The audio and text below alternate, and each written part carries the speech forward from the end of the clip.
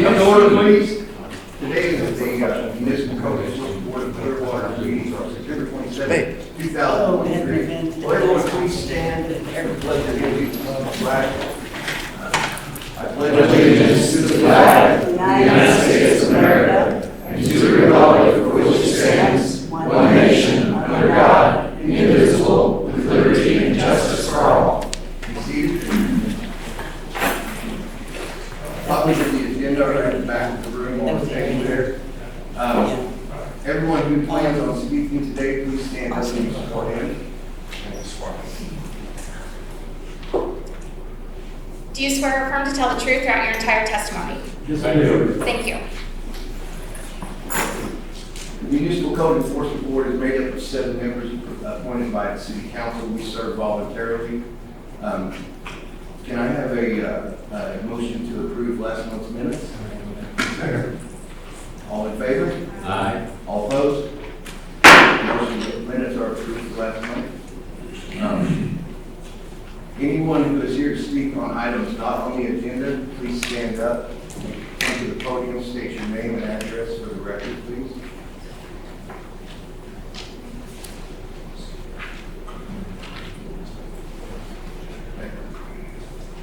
Good afternoon, Mr. Chairman, board members. I'm Bill Johnson, 2694 Redwood Court West. I observed that item 4.3 is to be continued, and at the advice of the chair, he suggested I speak now because that will be my test. I'm speaking about 1510 Berry Road. It's a problem that I showed you some pictures of. This dates from December 16, 2016. The first case in the Municipal Code Enforcement Board. At that time, it was case number 205-17B. And at July 25, 2022, the fine had accrued of $402,142.25. At that time, there was a property owner that wanted to develop the property, but in order to bring it into fruition, he would have to have the fines abated. So he applied to the City Council for the abatement of those fines and presented a settlement agreement. That settlement agreement promised to bring the property into full compliance with the city codes and regulations to the satisfaction of the code inspector by redeveloping the property within the following timetable, and within that timetable, including a certificate of completion within 12 months from July 25, 2022. But of course, we're past that date now. Else, the immediate judgment of the foreclosure that had been waived would be restored, $402,000 and $103.25, and the property owner would do nothing to prevent the city from obtaining a summary judgment of foreclosure for that amount in the action. So the question is, why doesn't there follow up an action to enforce the settlement agreement rather than just continue for another 2 months? If the city isn't serious about this board's orders and the enactment of settlement agreements, why would we expect the property owners to be motivated to comply with this board's orders and the city's code of ordinances? Again, this would be the 3rd continuation, and I wonder if they are simply delaying resolution after almost 7 years. And if nothing else, why continue it through November instead of continuing it to October? So, those are my comments. Thank you for listening to me. I appreciate your service and your continued effort on behalf of the city of Beautiful. Thank you, Mr. John. Can I ask you a question?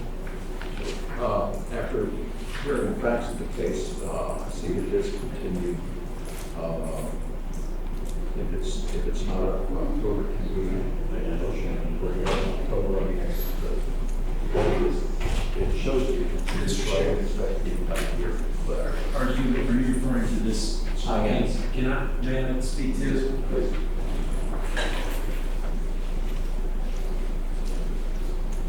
Jared Simpson with the City Attorney's Office. I guess just a few points. One, I just have to point out that it's a little bit problematic having the board consider and hear evidence on this matter when it's not on the agenda. Our inspector for the case is not here. The other party is not here to hear the evidence that's being presented in front of the board. That creates issues with our cases. So I just want to point that out to the board so that in the future, if we have this kind of situation, that maybe we can try to avoid that.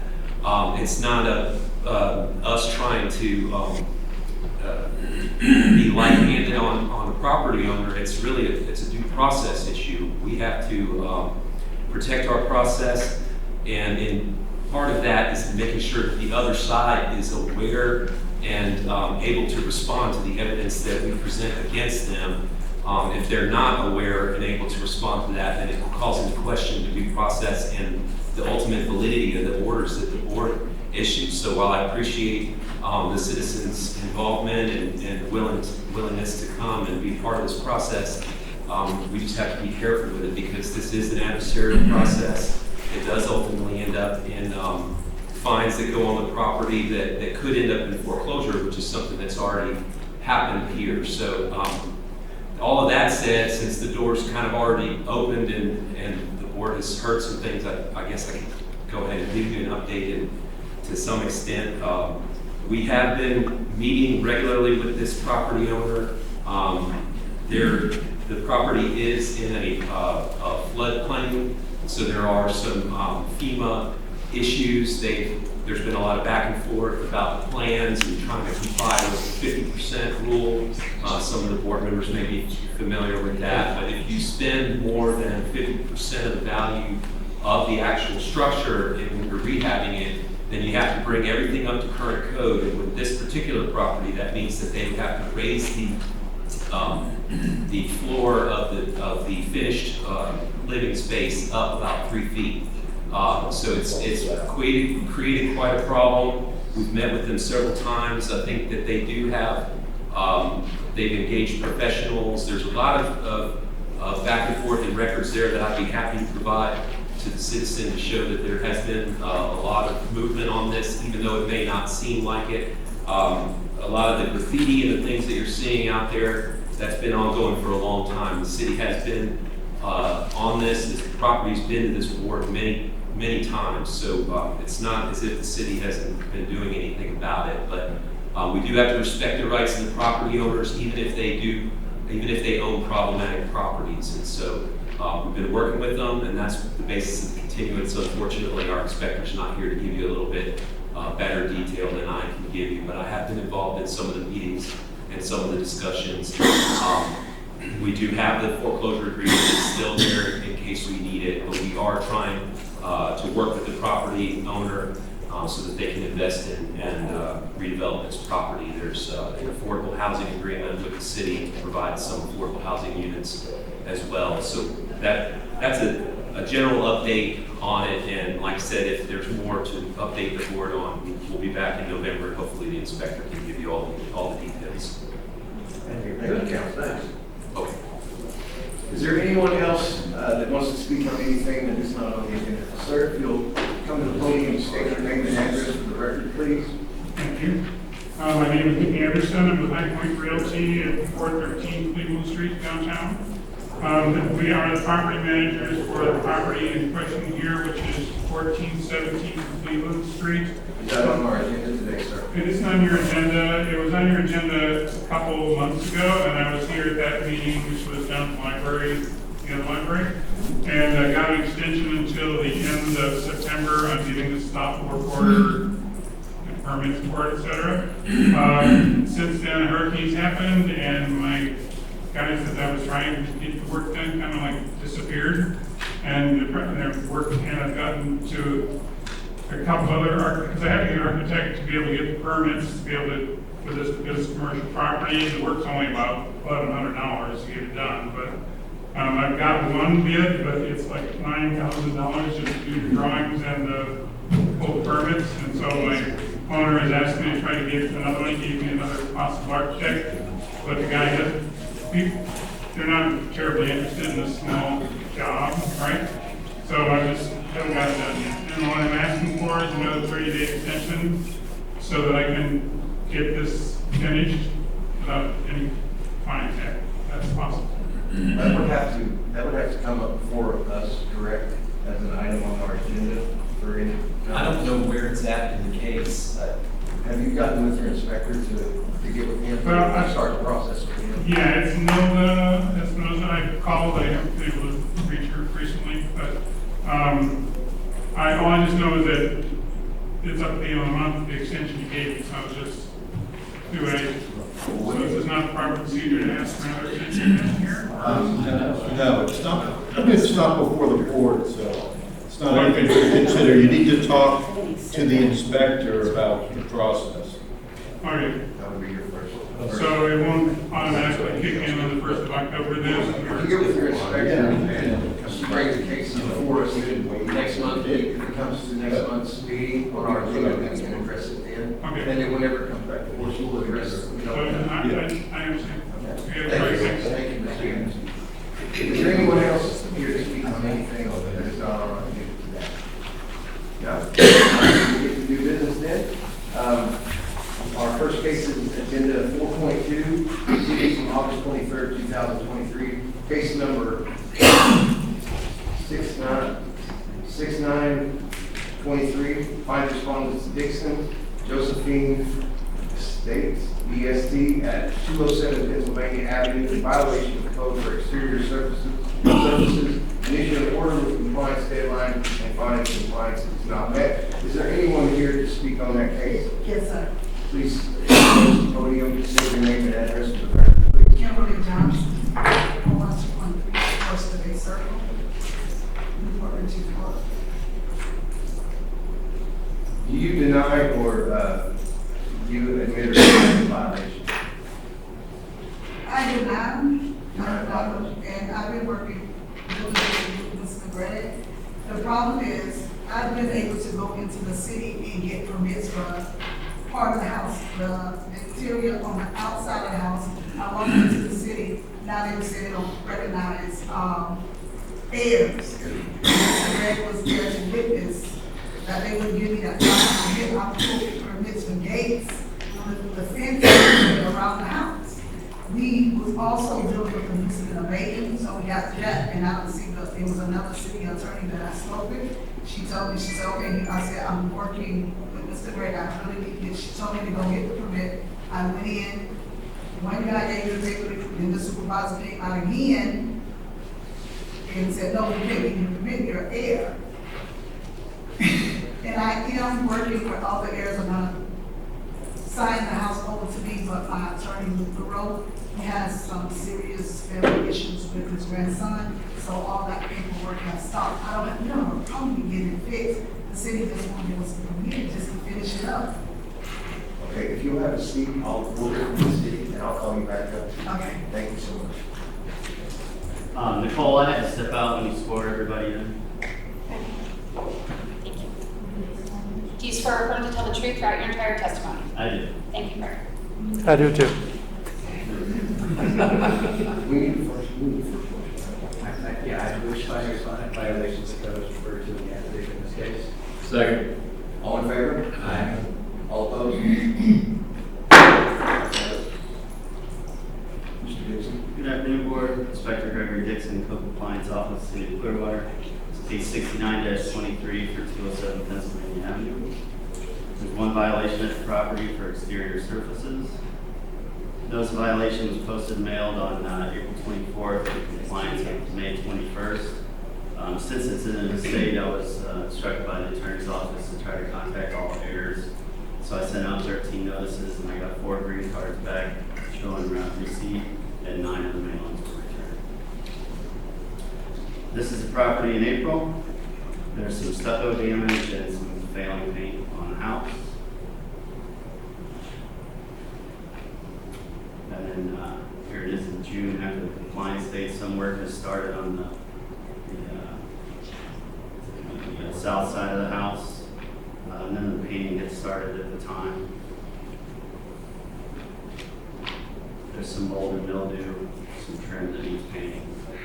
And here's the house this week. It's about in the same condition as it was in June. But like she said, she wasn't able to get a permit, so there's no sense in painting stuff over there. So she's kind of in and out.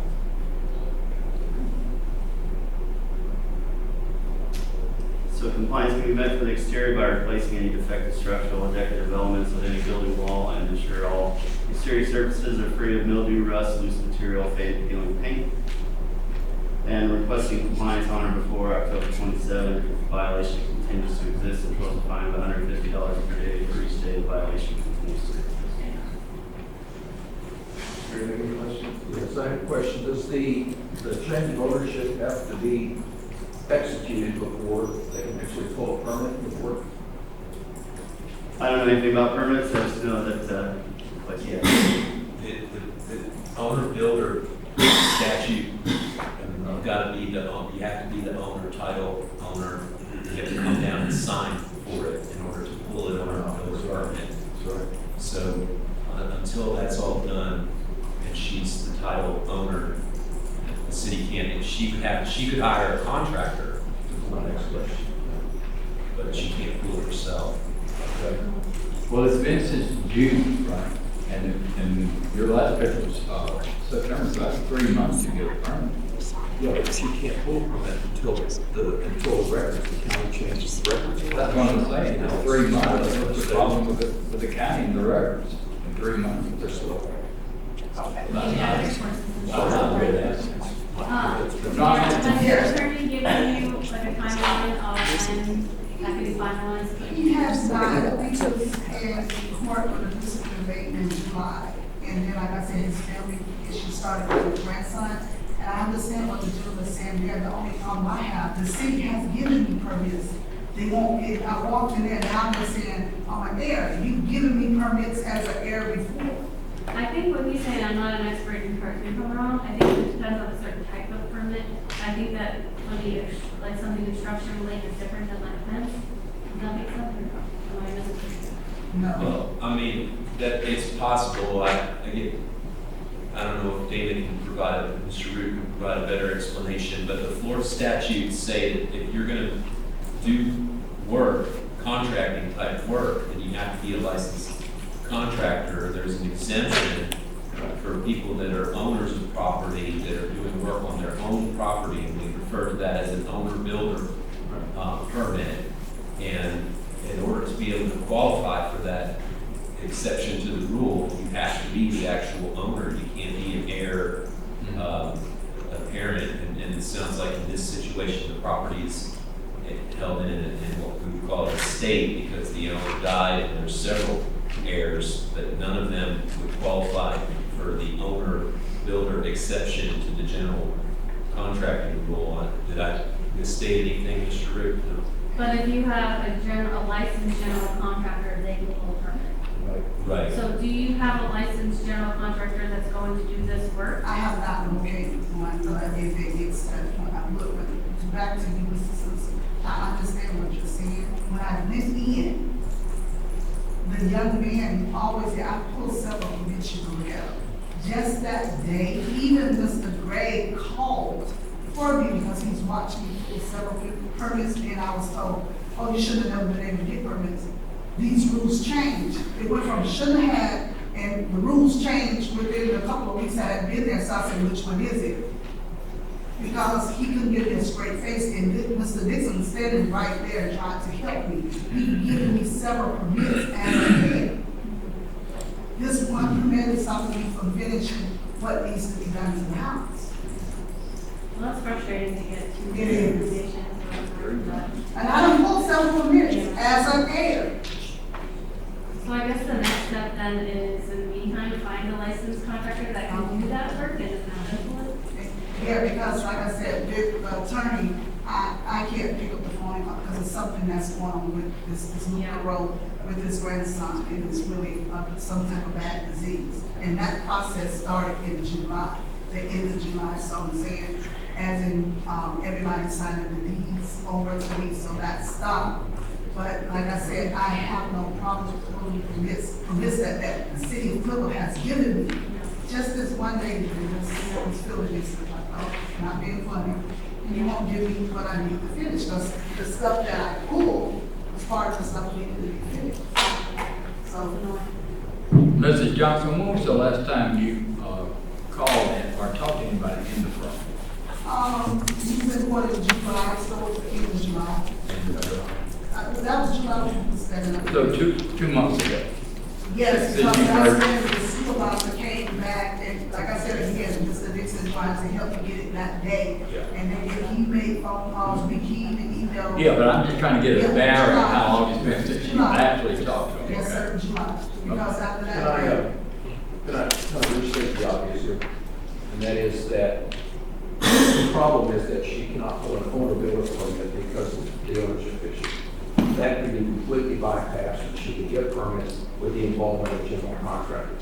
So if she chooses to do that, then that is a way to circumvent what's occurring right now and the inability to move forward. That's a good suggestion. That was true, but the reason I was pulling out on permits, it takes out the contractor the extra money, and that money can go into fixing the house instead of paying the contractor. I understand. One of our options is to give you another 30 days, so it'll be in our November, to try to get everyone to sign over the house to you, so you can pull the owner permit or to get a contract. Would that be good enough to give you an extra month? November would be 2 months. Yeah. November will be fine, because in 30 days, you gotta find a contract, a lot of contractors might need the insurance, a lot of people are still up there in the panhandle, and then, you know, you got the roaches that's gonna say this small job, but they're gonna try to tax you, so I have to find the right person. Okay. That's a full permit, because I already have the guy on standby, and we work, but he's not a contract. Okay, we'll extend it out another 30 days. Can I get a second one? Yeah, I move to require exercise directed by Commissioner Fire for November 27, 2023. 25th, 2023. If we find not comply with the coordinate order of $900 per day for violation. If the state violation needs to exist, the fine can be made on 3 months after such a violation. The city is authorized to impose the like sales. All in favor? Aye. All opposed?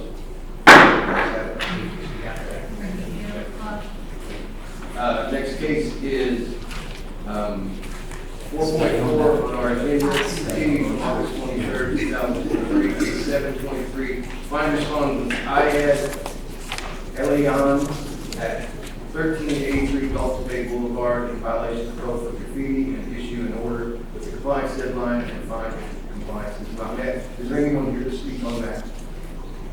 No? Mr. Stevens? Or Good afternoon, Board. John Stevens, Code Compliance Inspector for the City of Clearwater. This is going to be case number 70-23, reference to 1383 Gulf Bay Boulevard. We have one violation here, code 1504, graffiti prohibited and removal required. Notice of violation was sent out on May 1st with a compliance date of 6/1, and I actually got the mail back as unclaimed on May 31st, so I actually had to go up to the property and physically post it.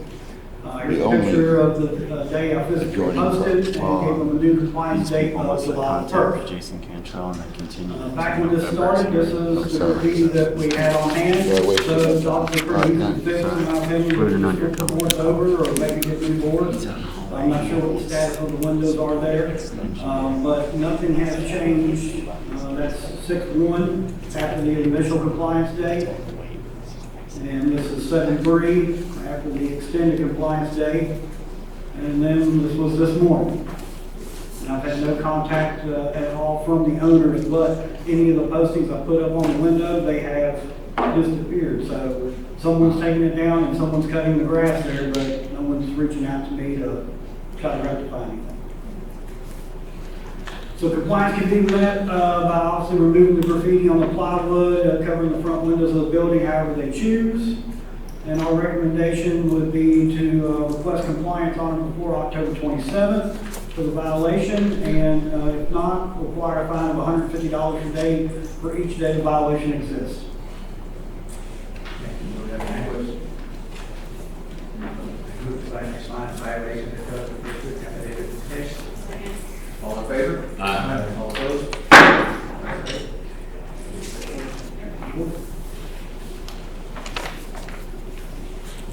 Move to enter an order requiring the respondent to correct the violations on or before October 27, 2023. If the respondent does not comply by that date, the board will order a fine of $150 per day per violation. Each day each violation continues to exist. If fines and fees remain unpaid 3 months after such is resolved, the city is authorized to foreclose, collect, or settle such liens. All in favor? Aye. All opposed? Passed. Okay, case 4.9 on our agenda, case 79-23, find respondents Prelude Holdings LLC at 504 South Myrtle Avenue in violation of code for exterior surfaces, door and window openings, and issue an order with compliance deadline and find if compliance is not met. Is there anyone here to speak on that?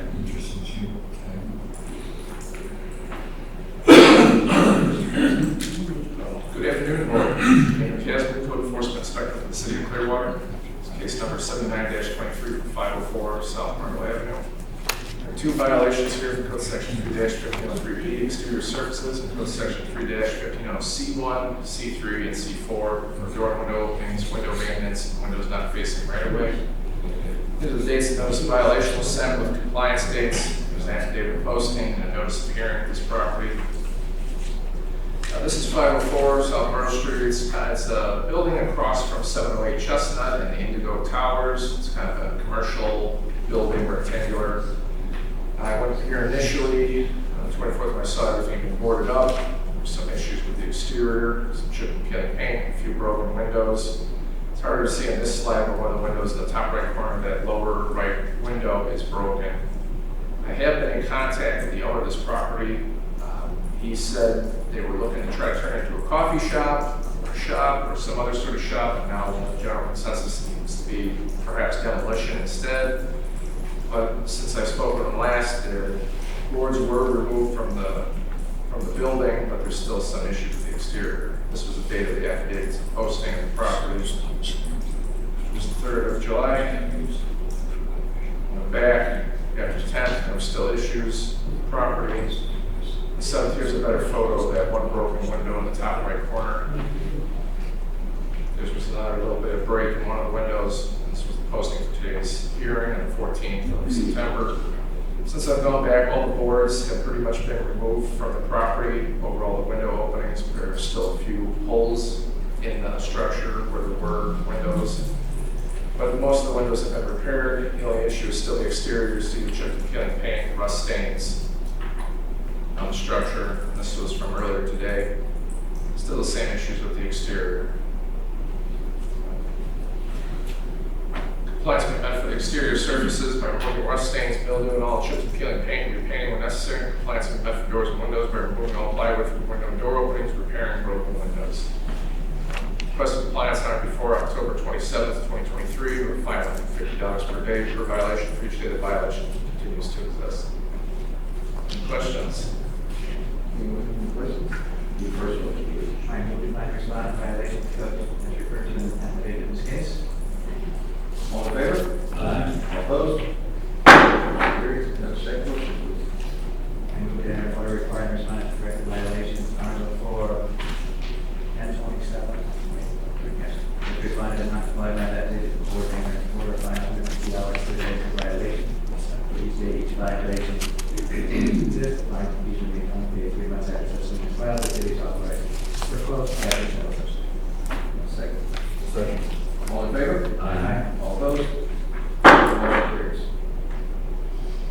Next case on the docket is agenda number 4.10, case number 8023, find respondents at 703 Jones Street LLC at at 703 Jones Street in violation of code for exterior storage, exterior services, portable storage unit, and living in vehicle, and issue with an issuance order compliance deadline and fine.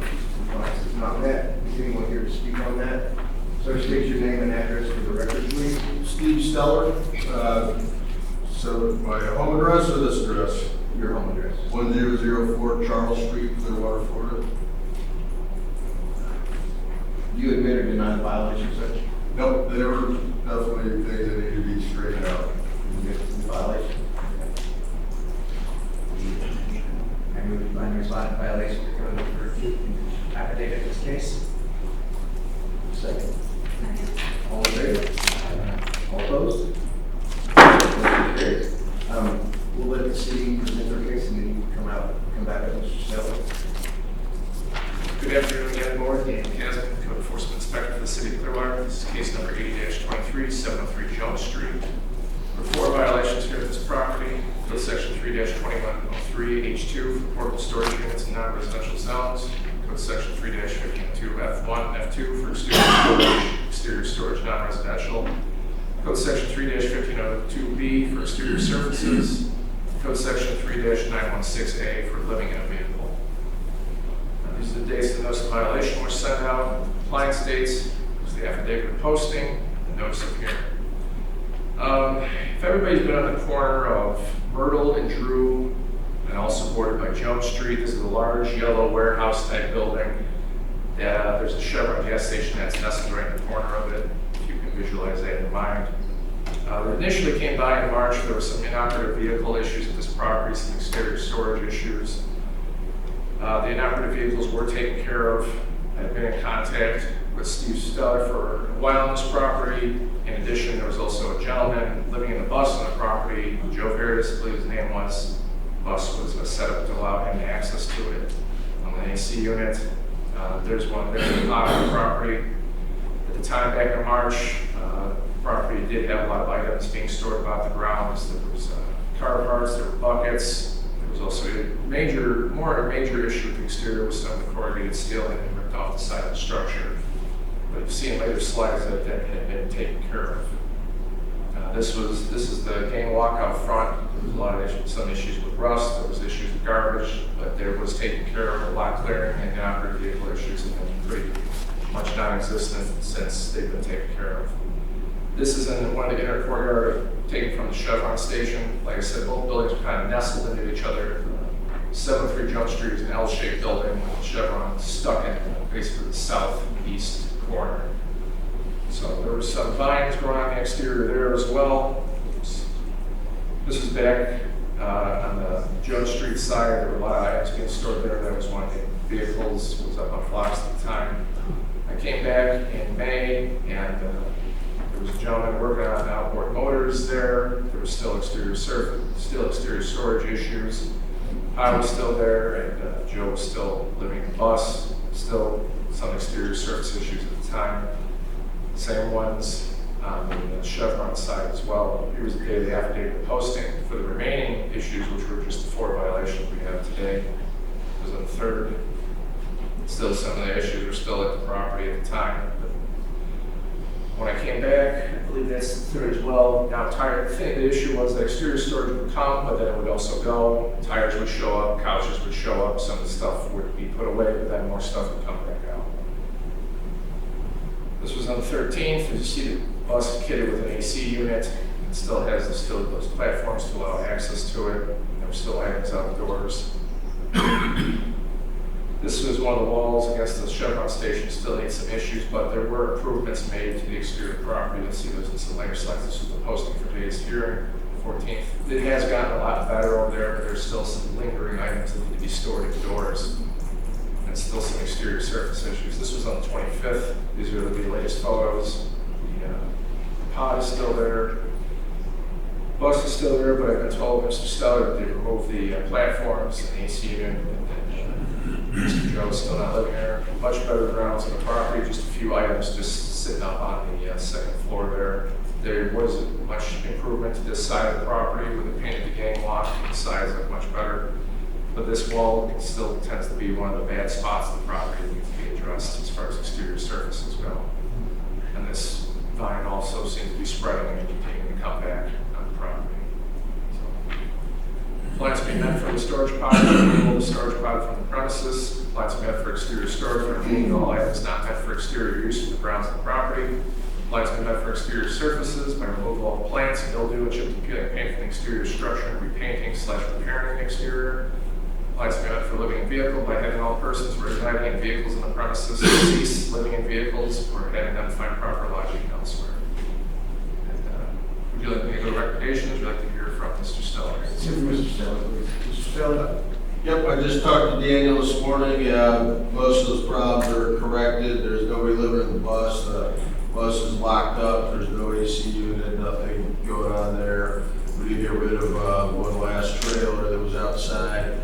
I do have, I use the warehouse for personal use, so there is stuff that comes and goes on the outside. You know, I might set some stuff on the dock once in a while to get put inside. I mean, I get to it, or my boys help me out quite a bit, my sons.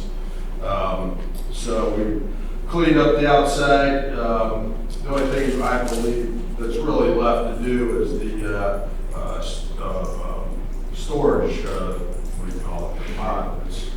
It's a shipping container. It's 40 feet long. I'm trying to find somewhere to put it. There's room to put it inside the warehouse. I just have to find the company to put it in there. It's a pretty big item to move around. But other than that, everything's, we're keeping it in order. And all the stuff you saw outside was from other people bringing stuff to that warehouse. I'm busy. I'm not there. Stuff shows up. We get rid of it. And, you know, it happens, but we're keeping it down to a minimum at this point in time, and just trying to keep it look a lot nicer. You know, we appreciate the fact that the sound opened up and there's more traffic downtown, and we're just trying to keep it a little better. Anyone have any questions? What's up the exterior surfaces, like the vines, the metal siding, it was not been done in the... We painted it, but storm came through, and now there's a little more flake, and we just have to get out and paint again. We've got a bucket of paint to match that color. There's a couple spots, that big section where there was missing a spot. My son got up and almost to the top, and he didn't want to go all the way to the top, so I've got to throw the bucket truck and come over and paint that top part. But the outside's in pretty good shape. It could look a little better though. You think you can get everything else that's around there that's in violation of the compliance, about 20 cents about low? Yep. All right. We'll need a second motion. I move to enter order requiring a time to correct the violation time before October 27th, precise 11 and 8. The board may order a fine of $100 per day for violation, restate each violation. Continue to exist if the fine can be made unpaid, and that such is filed. The city is authorized to propose a legislative session. All in favor? Aye. All opposed? Motion carried. Thank you, Mr. Stellar. Thank you. Thank you. Next is item on the agenda 4.11, case number 8123, fine respondents Robert Scholler, Sean Scholler, and Tim Scholler at 630 Main Street in violation of code for exterior services and issuing an order with the compliance deadline and fine if compliance is not met. Is there anyone here to speak on that? Would you approach the podium, please? State your name and address for the record also.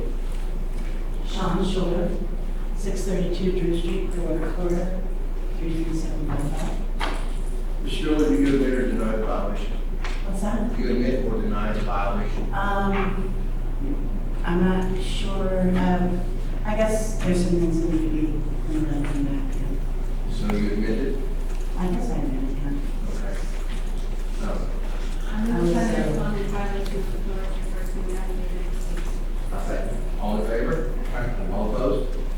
Ayes have it.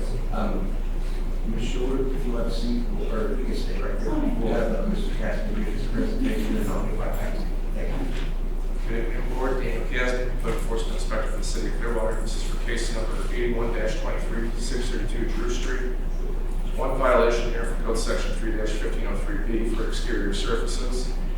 The date violation was set, the compliance date was back in April. The affidavit was posted at the property in July, and then notice of hearing was posted September 14th for today's hearing date. This is what I believe everybody calls it was the Ice House, same pretty much corner of Jones, Myrtle, and Drew Street. All the previous cases had all been neighbors. I came out initially because there was an issue with a lot of homeless folks setting up on this property. There's a nook kind of in a courtyard in the middle of these two buildings on this property where they were hiding behind bushes. We currently have a board order to clean up this property. The day I went out with our contractor, we met with Robert Schuller's friend Simon, I believe, and there was another tenant there. And I was able to finally get contact with somebody at the property. I tried before, but couldn't find anybody about this issue. But as we took a look around the property, there were other issues around it as well. But I was able to give out my contact information to Schuller's son and to Simon.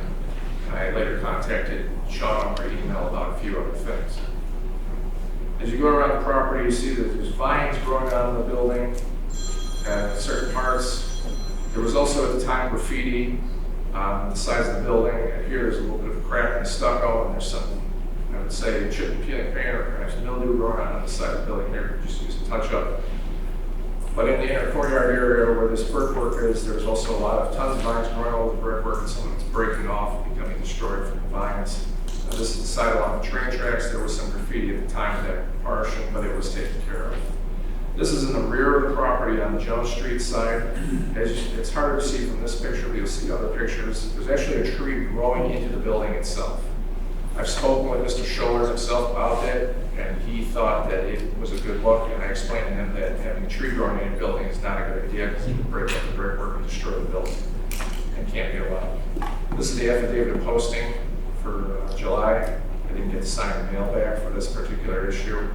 This is a better picture of the rear. You see that one tree is growing into the building, and there's two others trying to get their way in there.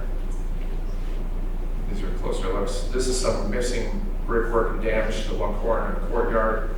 You see there's some vines growing there. This is the ice house. They did take care of some issues here. There was an open hole on top of this loading dock, which they did cover up with a aluminum sheet. And at the time, there was going back and forth with one of the tenants about people living in the loading dock, but they were able to close it up to keep people from living underneath the loading dock there.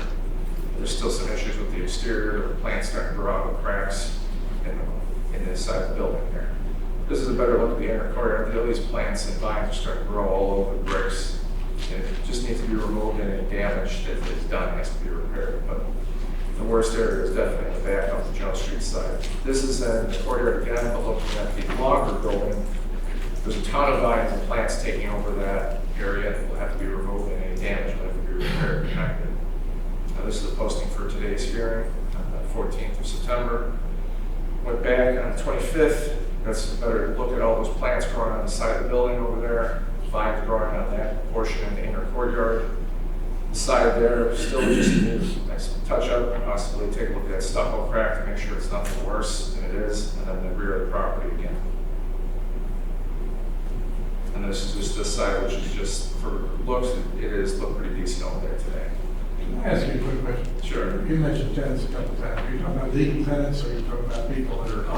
I believe there's a yoga studio that runs in there. No, I have a friend who uses the space sometimes for events or like. Okay, that's all. I'm just curious.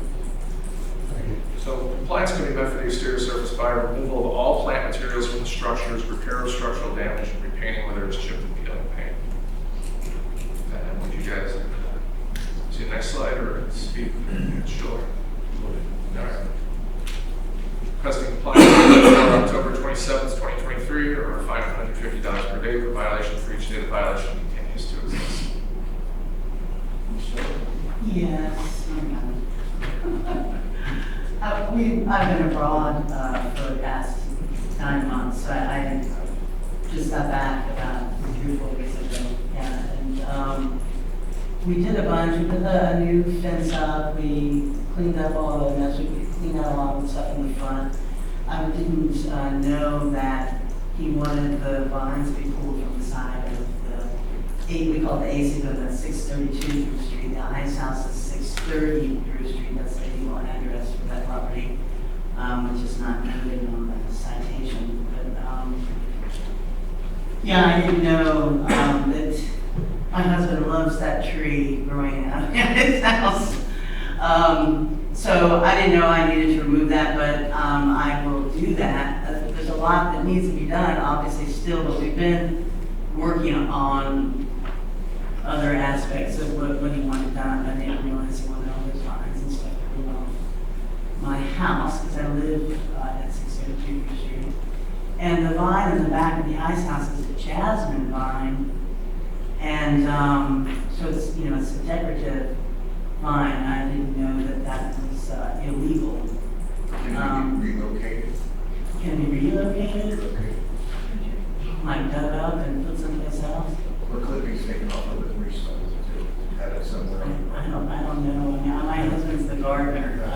He's still abroad. He's actually in Africa right now working. So, and I'm kind of there by myself and just sort of recovering from a long illness. But it would be nice to have a little more time. I'm not sure. It's quite a lot that I need to get done. Yeah, I didn't know there was so much that we wanted to have put on. We were in communication a little bit when I was abroad, and I thought it was just like the front of things and stuff. I didn't realize that I didn't know all these vines and stuff on my house, you know. So Do you need maybe another 30 days to, maybe that would be appreciated, yeah, because I have my son here, so I have him to help me, but he's out of town right now, and he's 19, so doing it myself is difficult, so, yeah, I have to hire some guys to do it. It's gonna take a little bit of time. That little piece on the ice house on the brick, Daniel, that you saw was missing, that's actually from a lightning strike. It's not from any damage from vines, okay?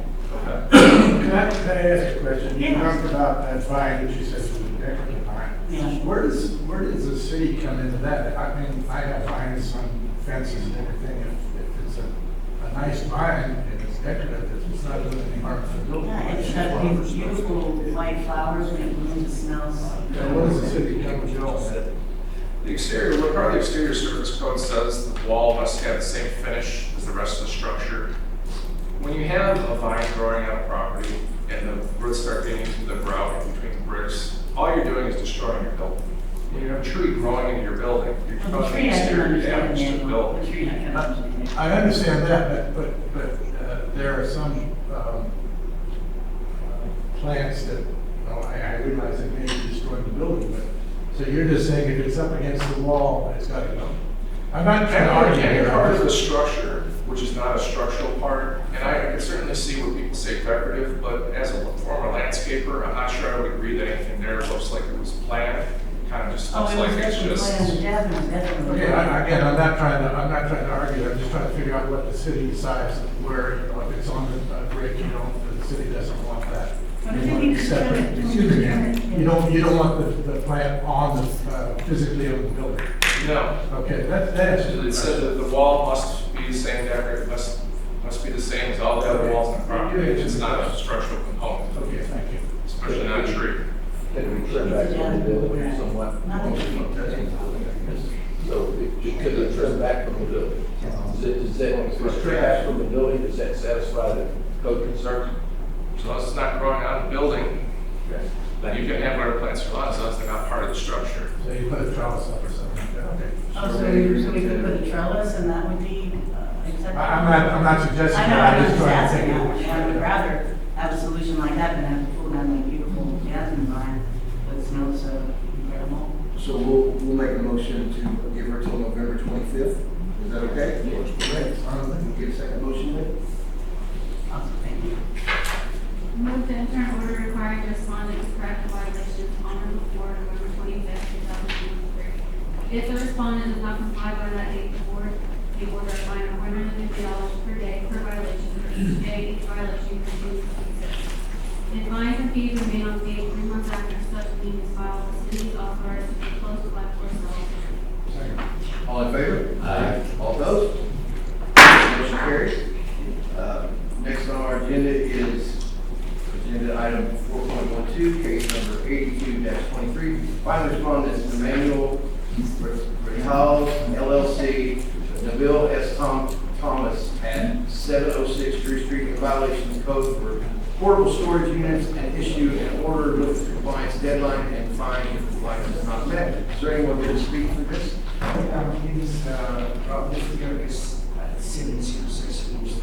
Okay. I'm sorry, could you repeat your name for me? Raouf Gerges and I'm his son Anthony Gerges. We're here to represent Manual Retailers at 706 Drew Street. Our mailing address is 2699 Seville Boulevard. It is 701. Do you admit or deny the violation? Yes. You deny it? Yes. I move to find a client violation. No motion. I'm sorry. No motion. I've been there, I owned the station for the last 27 years. And since the day first, when I bought the station, the storage was there. And I don't know how many times I got inspected from the city of Clearwater. I don't have any issues. They didn't say anything for 27 years. Until lately, came an issue. The thing is, I will not be here today arguing about keeping the storage if I can run the business without it. Because I have no place to put all my gas pump parts, all my cleaning, supply equipment and chemicals, all my pressure wash, all the stuff. It's a necessity to have the business. I can consider this a grandfather. I didn't add, didn't remove, I didn't do anything. Let's hear from the city and take a look at the case. Thank you. Code Enforcement Inspector of the City of Clearwater, this is case number 82-23 for 706 Drew Street. One violation here for code section 3-2103, H2 and H3, portable storage unit, non-residential zone, portable storage unit occurrences.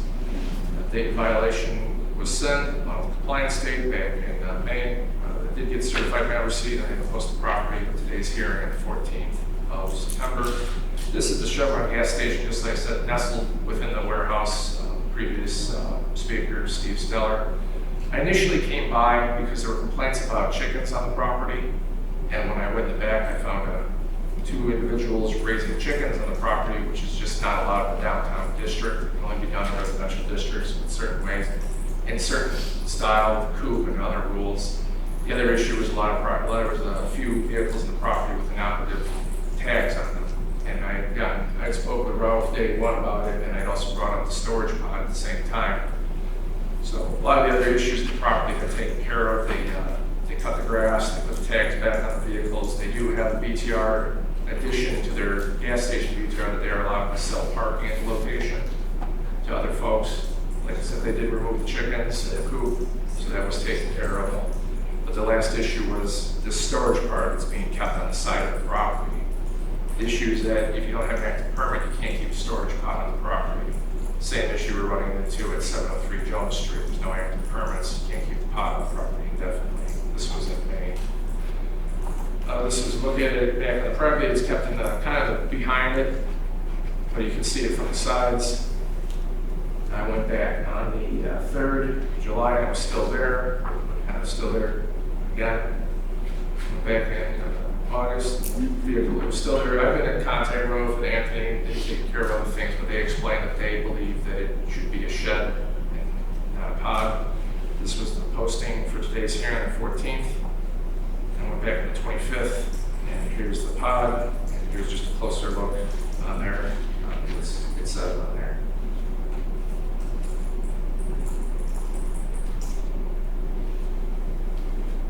The compliance can be met for the storage pod just by removing it from the premises.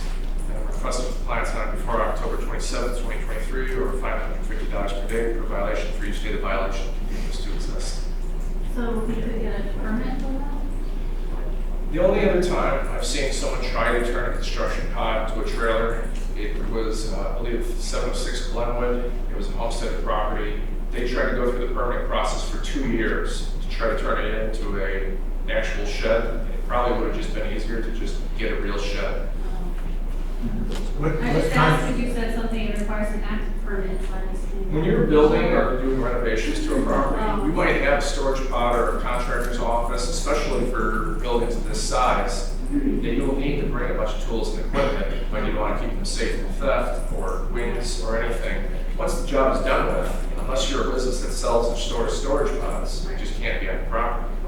This is probably one of the tough questions, but what constitutes a storage shed and a storage pod in a shed? What would make it a shed? Well, the shed usually has 2 swing out doors, where the pod usually has a roll up door. I'm sure you've seen those pods that are stored around when people are moving. I was a mover for 3 years. I've unloaded pods, loaded pods. They're just a module. It's a module little storage building, but as far as being outdoors and weathered by the elements, I don't think it's really proper for that sort of thing. It's not shingled. It doesn't have any sort of mitigation from the elements. No ventilation and no windows either. Yeah. Does the building code allow for a storage shed on that property? I guess that's a code question. Building code.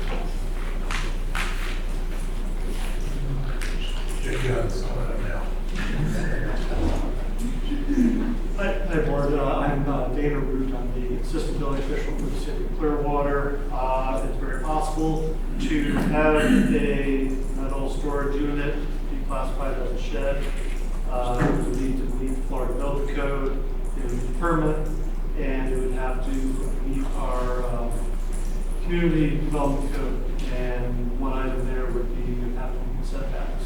So that would be another way. So it's possible. But complicated. Sounds like. Yes. Yeah. A little bit. I understand. Thank you. Thank you. Thank you.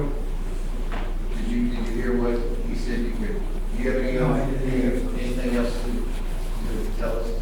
No, how do you guys, recommend we're going to do this? Well, did you, Megan said that you could, apply for a permit to build a shed, to have a shed there, as long as you go through the processes that you just mentioned. But other than that, it's just where you're going to have to remove it. I mean, So can we get a permit, so can he? you can get a permit to build a shed there, but not to keep that what you have. The shed is okay. Yeah, the shed would be fine, as long as you go through the proper channels to get permits to build it, and it's allowed, Well, if I may, what the assistant building official just said is that there's really 2 issues that you're gonna have to figure out how to navigate if you wanna have a shed there. The first one is that it's gonna have to meet the building code for how it's constructed. I don't know if the storage pod that you have there, if that can be retrofitted or modified in some way so that can happen, but that's your first problem. The second one is that our city zoning code has what we call setback rules. And that's the amount of space that has to be between that building and your neighboring property. So I don't know what those rules are for this particular property, but that would be part of the permit process. They would tell you where on your property you could put something like that, so. But it's still my question, for the 27 years, why the city didn't say anything about it? The only thing I can say to that is that it's most likely that the city just didn't know about it for that time. Nobody complained, or there was no reason for the city to go out and look for it. As he explained, somebody complained about the chickens, and so the city came and the city saw something that they had overlooked for all that time. So I'm sorry about that. No, it's okay. Thank you. Got away with it for 27 years.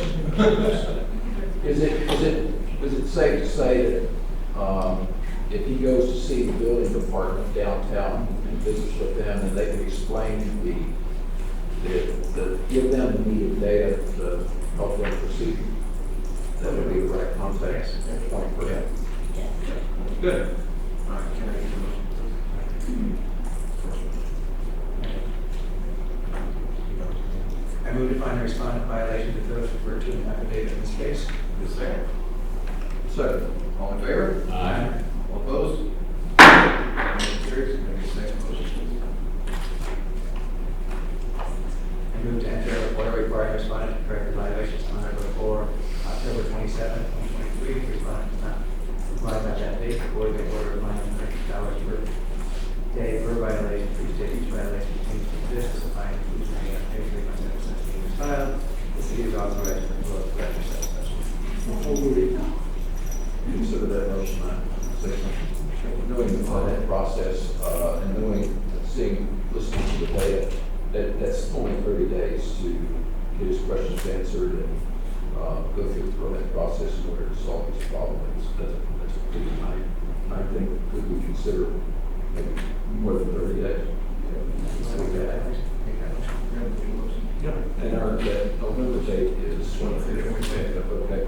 I'm looking at our order requiring the respondent to correct violations on or before November 25th. If the respondent does not comply by that date, the board may order a fine of $150 per day per violation for each day the violation continues to exist. The fines and fees remain unpaid 3 months after such lien is filed. The city is authorized to foreclose, collect, or settle such lien. Second. All in favor? Aye. All opposed? Motion carries. We're until November 25th. You get the process started, figure out either to get it out of there or start the process of finding out how to get a storage, a permanent shed built there. And then we'll give you. So I need to get involved with the storage part in the city? Yes. Yes. Okay. The building permit department, yes. All right. Our next case is 4.13 on our agenda, case number 83-23. Find respondents Bo Kelly at 1445 Cleveland Street in violation of code for exterior surfaces, and issue an order with compliance deadline and fine if compliance is not met. Is there anyone here to speak on that case? Good afternoon, board. Again, John Stevens, lawyer of the City of Clearwater Code Compliance Inspector. Hold on 1 second, please. I move to find the respondent in violation of the code as referred to in the affidavit of this case. Can you do a second? Second. All in favor? All opposed? Motion carries. Apologize about that. That's all right. Again, John Stevens, Code Compliance Inspector of the City of Clearwater. This is case number 83-23 for 1445 Cleveland Street. We have one violation here for code section 3-1502B, exterior surfaces. Notice the violation was mailed on April 27th of this year with a compliance date of May 27th, and the certified mail returned unclaimed on 5/31 of this year. This was actually had to go up and physically post the property on this one after the mail came back on 6/1 and gave a compliance date of 6/28. And you can see the actual picture there of my physical posting. On the date that this started back in April, this is what the side of the property looks like that actually faces Cleveland Street. And basically what you're looking at is there used to be a porch on the side of this house that they somehow framed in, and then they wrapped it in a tarp and nailed it down and made it look like it's almost like sheets of drywall, but it's tarp. So it kind of made almost like a legal addition, if you will. You can kind of see it there also on the front corner where that screen door was installed. Another close-up picture on it. And now you can see it's actually starting to come loose there where they originally had done the work. This was after the initial compliance date in June. And when I had to physically post it, and then this was, after the compliance date in June, right there at the end of June. Actually, that should have been, sorry, that's today's picture. As you can see, there's not been any change. It still has the tarp up there in the same fashion. So compliance can be met for this by removing the tarp that is wrapped around the porch area or obtaining the appropriate permits to convert the porch into a legal addition, basically. And we request compliance be met on October 27, 2023 for the violation of exterior services or a fine of $150 a day for each day the violation exists. Anyone have any questions? Have you had any communication with the owner? No, I tried to stop by and talk to him one day because he had some other things going outside, some exterior storage and everything, and I could not understand what this guy said. I don't know if you remember this from the previous code board, but he basically kind of mumbled at me. Kind of reminded me of Boomhauer off of King of the Hill, if you've ever seen that. I couldn't understand what he was saying. He turned around and walked back in his house. We've actually had an abatement here. He knew we were outside. He didn't even come out and talk to us while we were doing the abatement. I moved to add order requiring the respondent to correct violations on or before October 27, 2023. If the respondent does not comply by that date, the board for each day each violation is dismissed, and fines and fees remain unpaid 3 months after such an expelled. The city is authorized to close, collect, or settle such. Thank you. All in favor? Aye. All opposed? Carried. All right, next item is 4.16 on our agenda, case number 86-23, find respondents, Circle K Stores Incorporated at 501 Gulf Bay Boulevard in violation of code for prohibitive signage and issued an order with compliance deadline to find if compliance is not met. Is anyone here to speak on that case? Can I get a motion? I move to find respondent violation of code as referred to in the affidavit in this case. Second? Second. All in favor? Aye. All opposed? Motion carries. Go ahead. Good afternoon, Warren Stephen Burkett, site inspector from the city of Clearwater. I don't have a PowerPoint presentation, just ask for a declaration of violation for this case. You're talking about signage problem if you don't have to sign? I'm kidding you. Okay, no, there is signage. As of today, fortunately, the PowerPoint doesn't work. Just kidding. Just kidding. As of today, actually, the property is in compliance, but I'm just asking for a declaration of violation. I move to find the respondent was in violation of the code as referred to in this case. The violation is corrected prior to the day's hearing, and to enter an order that no fine be imposed. If the respondent repeats the violation, the board may order a fine of up to $500 for each day. For each day, the violation continues to exist. Give me a second. Second. All in favor? Aye. All opposed? Declaration passes. Our next case is 6.1. No, 4.19. That's continued throughout protocol. Oh, okay. Sorry about that. That was just told to me.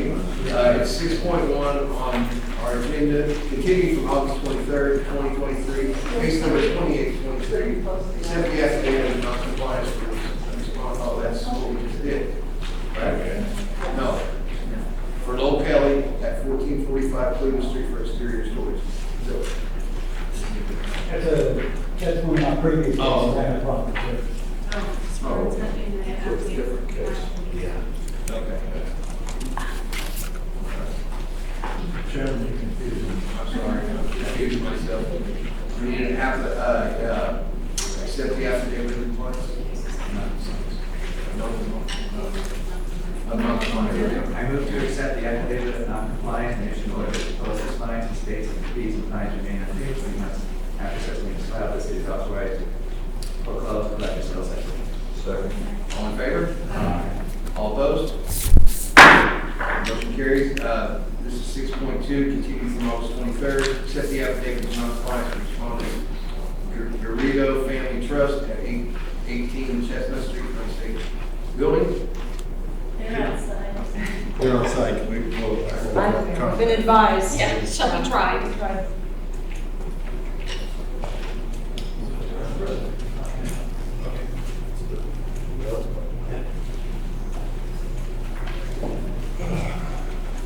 Is there anyone here to speak on the Garrido Family Trust?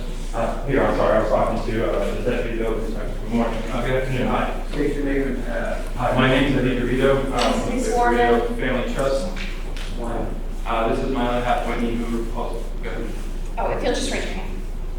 Do you swear or affirm to tell the truth throughout your entire testimony? I did. Thank you. now state your name and address for the record, please. My name is Eddie Garrido, and the subject property address is 818 Chestnut Street in the city of Clearwater. It's a medical office practice. I was here before you previously due to a permit that needed to be pulled. Since that time happened, her grandmother passed away. My son was starting college football.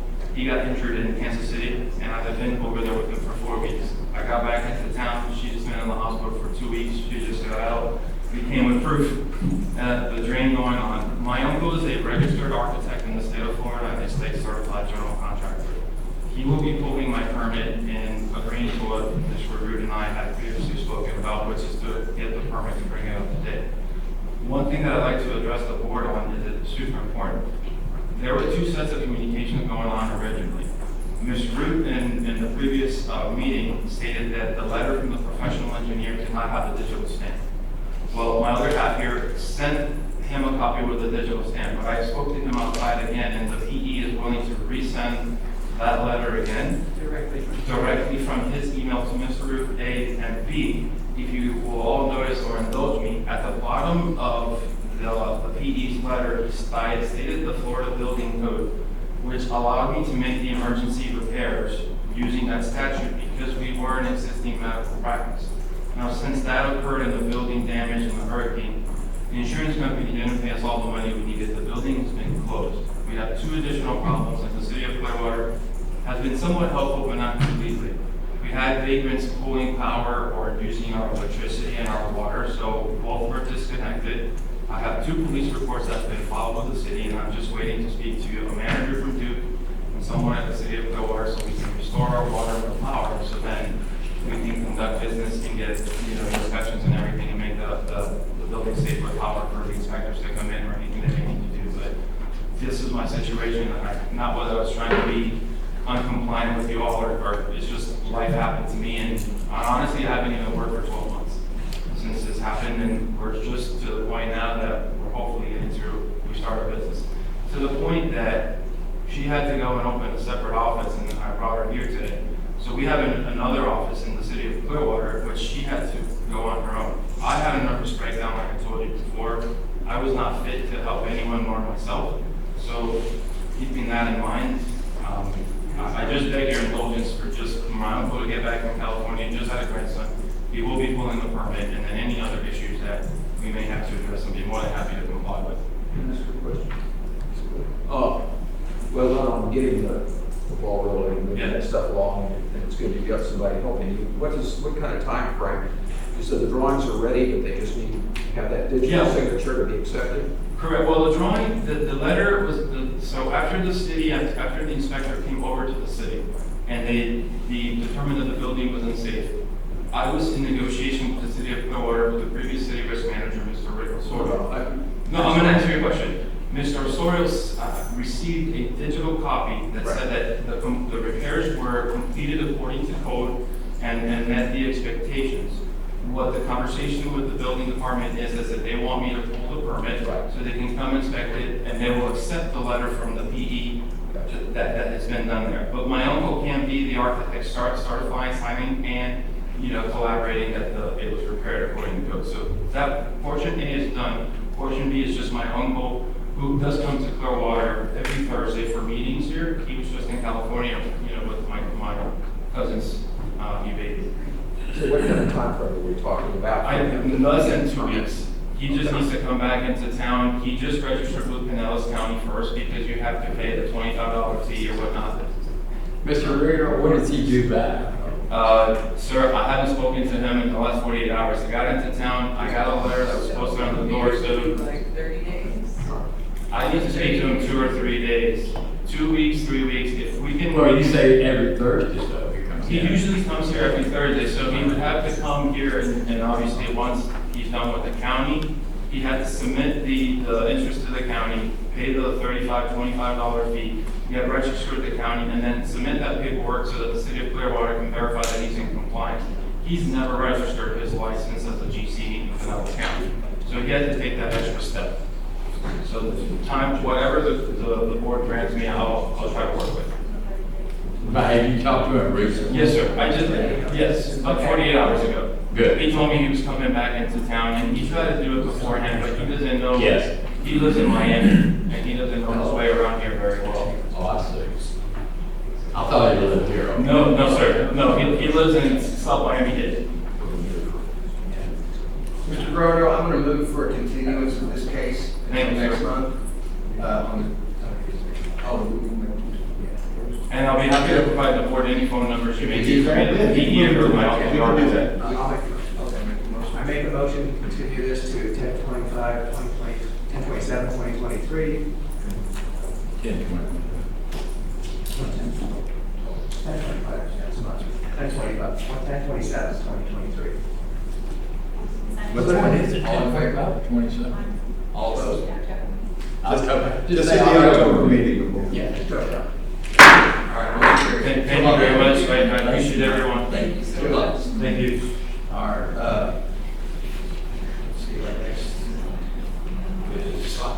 Just to introduce us a big one. And we're allowed to roll these all into one year? We're allowed to roll all the nuisance abatement things into one? No, we'll hear those. Separate. Those are the ones that we. Yes. Okay.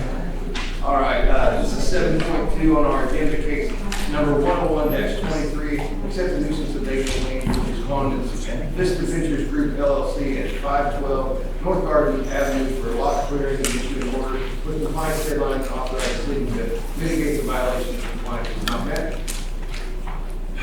Anybody here to speak on that? Mr. Cassidy, you have the floor. I'd like to explain something to the board first before we begin. I'm trying to take all cases 101 through 108 as one nuisance abatement, as all the properties are all contiguous and all owned by the same owner. As you notice in your agenda, they're all owned by Vista Ventures LLC, and they're all the same lot. That's fine. Okay, so we're going to hear cases 101 through 108 as one nuisance abatement. Yes. All right, go ahead, Mr. Davis.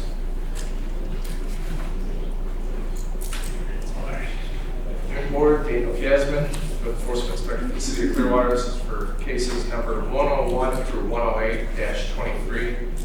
So 512, 600, 604, 606 North Garden Avenue, and 601, 605, 607, 611 North Fort Harrison Avenue.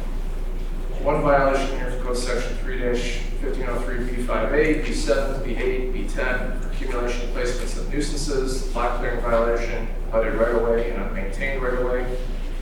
Date of notice of violation was sent with compliance date, and affidavit of posting, and a notice of violation for today's hearing, or notice of hearing for the change of location. This was a posting, 825. I had my eyes on these properties, but I had been contacted by PD that there was a large amount of homeless on these properties setting up camps. So I went and took a look, and as a whole, noticed that they were all owned by the same property owner. For a way to look at this area, it's about the 500, 600 block of Garden Avenue. If you've ever driven by, you've seen just basically just an expanse of trees with a little bit of pavement here and there.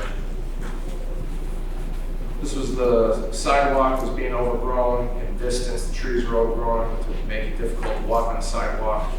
On the property was various dead trees, lumber, little bits, pieces of branches hidden near some of the trees. There's a pile. This was the main point of contention, I believe, the PD found on the property. There's a large camp. There's a suitcase that hanging out in one of the trees, and you can see it. Another portion of the property was lawn just overgrown sidewalk. This is the paved portion of the property. Here was some cardboard on the grounds, as well as, I believe, some sort of construction material I couldn't really identify. Could be used as a bed. Some overgrowth there. It's hard to tell from this photo, but there's items underneath this palm tree with all the undergrowth on it. This is just some items thrown in some of the bushes on the property. This is a posting for today's hearing for the change of location. And this was on the 21st. Same, looks like even more items were added to this pile over here in one corner of the property. When I went back on the is this 25th? No, still 21st. Same items still everywhere. And here's where another part of the plan is blocking the use of the sidewalk.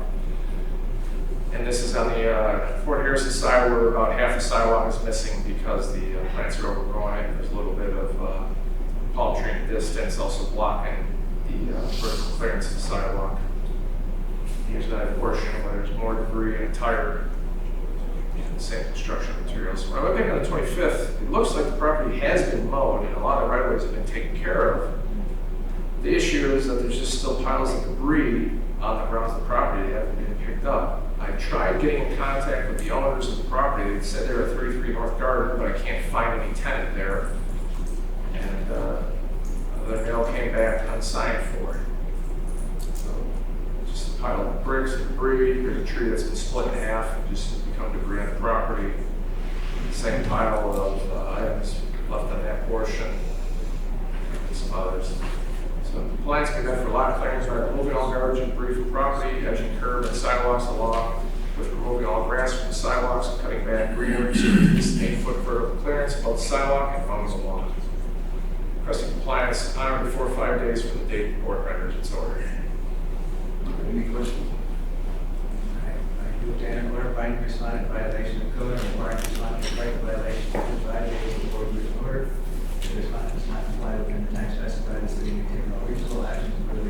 property to abate and maintain the nuisance and charge the respondent with reasonable cost, which will become a lien on property. Costs, fines, and fees remain unpaid through my parents' estimate filed. The city is authorized to close the legislation. In a second? Second. All in favor? Aye. All opposed? Thank you very much. This is 7.10. On our agenda, case number 109-23, accept the nuisance abatement lien for respondents Casa Roba LLC, Ashcrest Corporation, at 634 Circle for lot clearing, and issue an order with compliance deadline and authorize the city to mitigate violation of compliance is not met. Mr. Stevens? Mr. Chairman, before we get started, this one's going to be very similar to what Inspector Castman had, as these are actually cases 109 and 110 are two adjoining properties, but they're different parcels, but they're owned by the same LLC.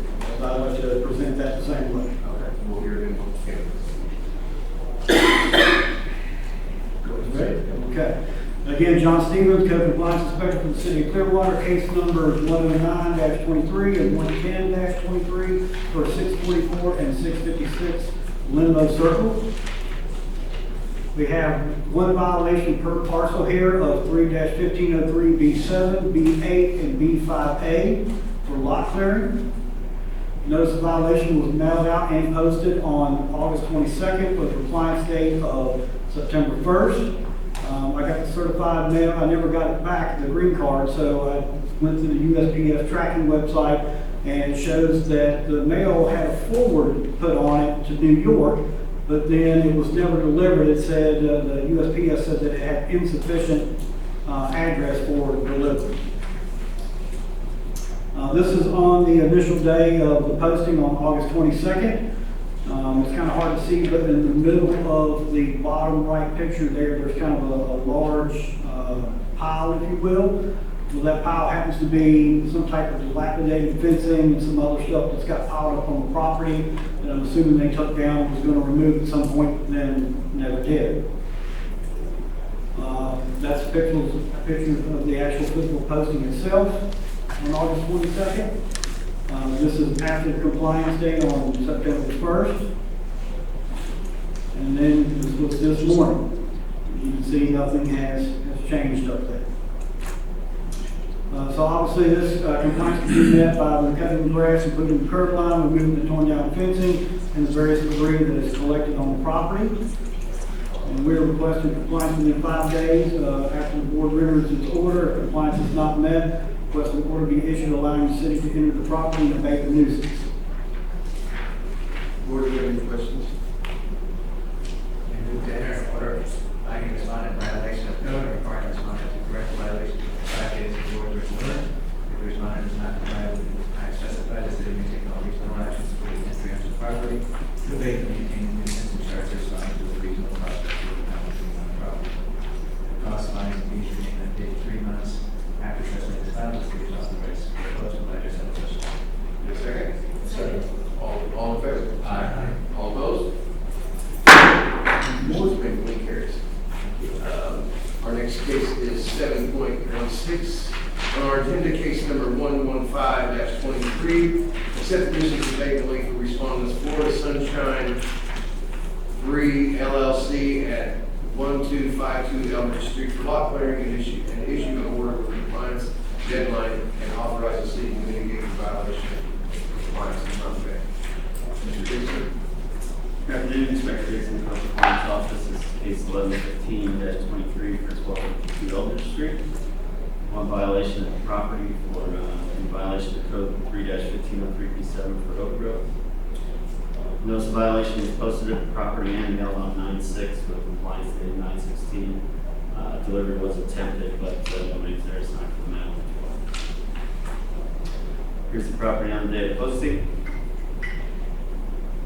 And here's the property this morning. Still compliance can be met for lot clearing by clearing all overgrowth and debris from the property. Request compliance 5 days after the board renders its order. If compliance is not met, request order be issued allowing the city of Clearwater to take all reasonable action, including entry into the property to abate and maintain the nuisance. Charge the respondent with a reasonable cost which will become lien on the property. Any questions? No.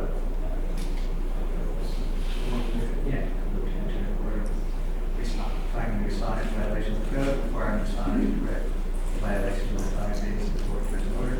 Respondent does not comply with the time specified, the city may take all reasonable actions, including entering the property to abate and maintain the nuisance and charge the respondent with reasonable costs of the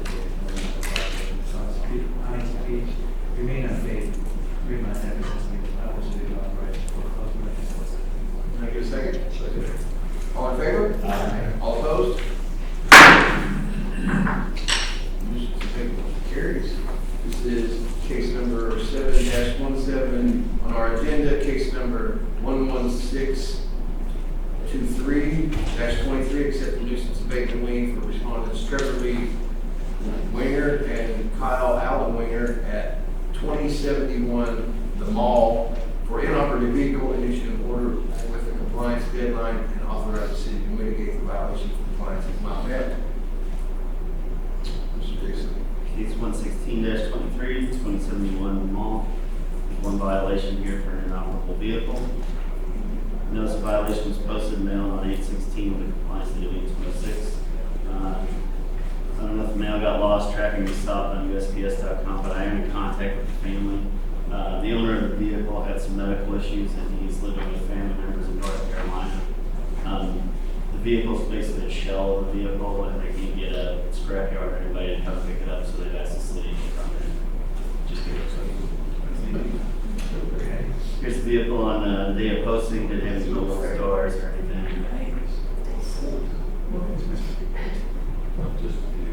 And here's the vehicle this week. There's no change. Compliance can be met by removing the vehicle or putting it in the garage. We request compliance 5 days after the court hearing. Any questions? Yes, I heard you say put it in the garage. Is that the plan, or is the plan just to haul it off? The plan is to have the city tow it and pass the cost on to them. Okay, that's what I thought. I would put it in the garage. Well, that's just how they could. Yeah. But the garage is full. Yeah. Yeah. I move to enter order finding respondent violation of code and requiring the respondent to correct the violation within 5 days of the court written order. The respondent does not comply within the time specified. The city may take all reasonable actions, including entering into properties to abate and maintain the nuisance and charge the respondent with the reasonable cost which will be implemented in property. Cost, fine, fees, and payment paid 3 months after such as filed. The city will authorize the close without yourself. Second. Second. All in favor? Aye. All opposed? Abatement carries. This is for case agenda item number 7.18, case number 17-23, accept the nuisance abatement lien for respondents Deborah Hicks at 1308 Roosevelt Avenue for lot clearing and issue an order with a compliance deadline and authorize the city to mitigate the violation if compliance is not met. Mr. Dixon. Case 117-23, 1308 Roosevelt Avenue. There's one violation of the property. It's a violation of code section 315.3B5A for accumulation of debris. Notice of violation was posted and mailed on 9/7, with a compliance date of 9/17, and I did get the return mail on the 20th. This is a vacant lot. I assume somebody built this fence around these trees when there was a home on the property. But right now it's just a fence that's falling down that's got an accumulation of debris in it. Nothing's changed since I posted it. I haven't got in contact with anybody. Compliance can be met by clearing all debris from the property and requesting compliance 5 days after the board renders its order or have an order issued to pay. I was in an order of finding respondent violation, requiring the respondent to correct the violation within 5 days of court written order. If the respondent does not comply with the time specified, the city may take all reasonable actions, including entering into the property to abate and maintain the nuisance, and charge the respondent with a reasonable cost which will not be the property. Cost fines, fees remain at 3 months after such lien is filed. The city will close the after settle session. Can you get a second? All in favor? Aye. All opposed? That then carries. Next on the agenda, 7.19, case number 118-23, accept the nuisance abatement lien for respondents Dorothy C. Fraley at 1754 Apache Trail for the inoperative vehicle and issue an order with a compliance deadline to authorize the city to mitigate the violation if compliance is not met. Mr. Dixon. Case 118-23, 118-23 for 1754 Apache Trail. There's one violation, more than one violation of the property, but today we're only talking about the inoperable. Notice of violation was posted and mailed on 9/12 with compliance of 9/22, and the certified mail receipt was received back in the office on 9/20. This is a picture from the 5th of July. That white vehicle doesn't have a license plate on it. What brought me here was the rummage sale, whatever you call that, the side yard there, and they let us the vehicle. After that, an RV showed up, and an unpermitted fence was built on the property, and the car was put behind the fence. And this is after the compliance date, and here's the date of my posting, and here's the vehicle's compliance can be met by removing the vehicle from the property, or display a current registration, make the vehicle roadworthy, and properly park the vehicle in the driveway or the street. And I'm requesting compliance 5 days after the board renders its order, or an order be issued to vehicles. Question. Did the city actually think they were removing the vehicle with that fence there? Yeah, they didn't build the fence far enough so that tow truck can't get out. Or you deal, I would assume that you're dealing with the other new issues that you found in terms of the fence? Yes. So, that's a different case. Yeah, they still got some more time. The nuisance abatements get 10 days. Okay. Move to enter order finding response in violation of code and requiring the respondent to correct the violations within 5 days of the order. The respondent does not comply with the time specified, the city may take all reasonable actions to move and transfer the property to abate and maintain nuisance, and charge the respondent with reasonable cost which will become the property.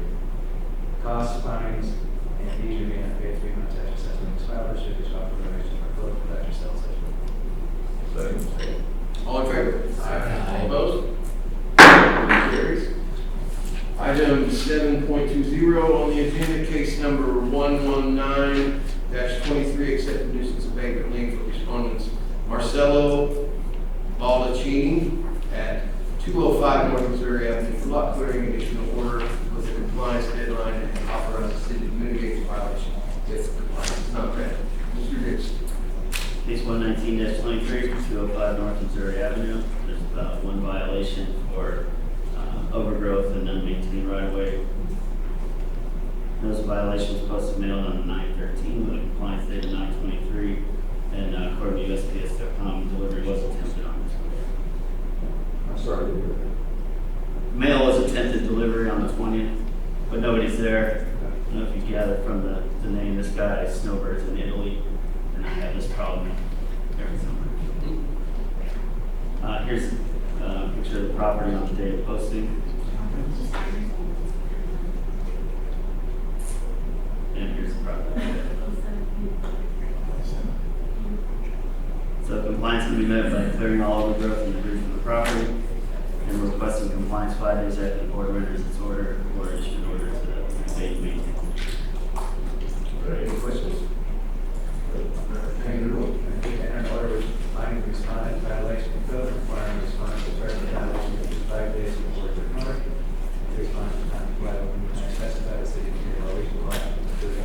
And transfer the property to abate and maintain the nuisance and charge the respondent for reasonable cost which will be maintained the property. Cost fines and fees remain unpaid 3 months after the file, which is authorized or closed to after sales. Second. Second. All in favor? Aye. All opposed? Motion carries. If we have nothing else, the board is adjourned.